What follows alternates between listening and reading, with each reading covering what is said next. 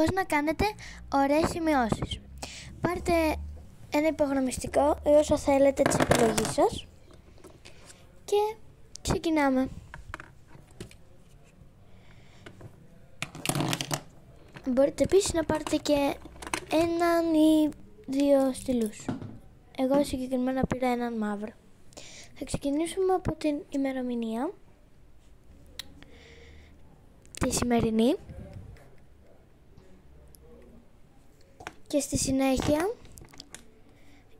γύρω από αυτήν θα κάνουμε με ένα άλλο χρώμα στυλό της επιλογής μας